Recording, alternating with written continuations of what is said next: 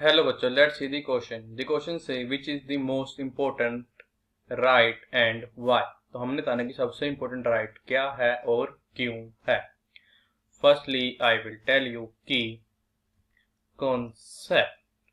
तो key concept है हमारे पास यहाँ पे फंडामेंटल राइट्स। अब देखो, हमारे कॉन्स्टिट्यूशन कुछ फंडामेंटल राइट दिए हैं। हमारे को गिवन है 6 फंडामेंटल राइट। अब देखो, इनमें से हमारे पास जो क्या सबसे हमारा इम्पोर्टेंट राइट क्या है, वो हमारे पास यहाँ पे है राइट टू कॉन्स्टिट्यूशनल। जो हमारे पास क्या है, रेमिडिटीज है। राइट टू कॉन्स्टिट्यूशनल रेमिडीज, ये हमारे पास क्या सबसे हमारा इम्पोर्टेंट राइट है।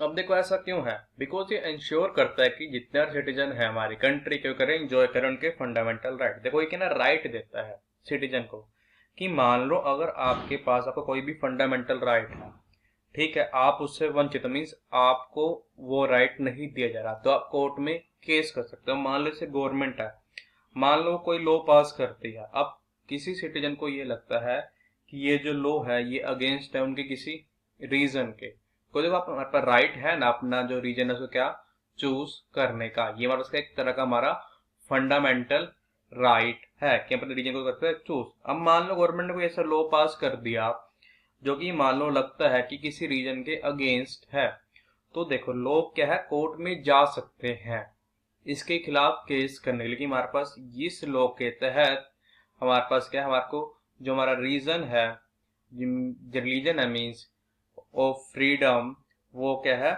उसको इससे बहुत ज्यादा इफेक्ट पड़ेगा। तो कॉन्स्टिट्यूशनल रेमिडीज के हमारे को ये राइट देता है, इसीलिए हमारे पास क्या है ये सबसे हमारा इम्पोर्टेंट राइट है। बिकॉज ये क्या इंश्योर करता है कि हर एक सिटीजन को क्या इंजॉय कर उसके फंडामेंटल राइट को। अगर गवर्नमेंट ने कोई ऐसी पॉलिसी निकाल दी, कोई ऐसा लॉ इम्प्लीमेंट कर दे जो किसी भी फंडामेंटल लॉ के क्या है मीन जो मैं किसी फंडामेंटल राइट के अगेंस्ट है, तो वो पर्सन जो है मान लो कोर्ट में जा सकते हो इसके खिलाफ। ये तुमको बताना था, मैंने बता दिया। I hope you understood it well. All the best. Thank you.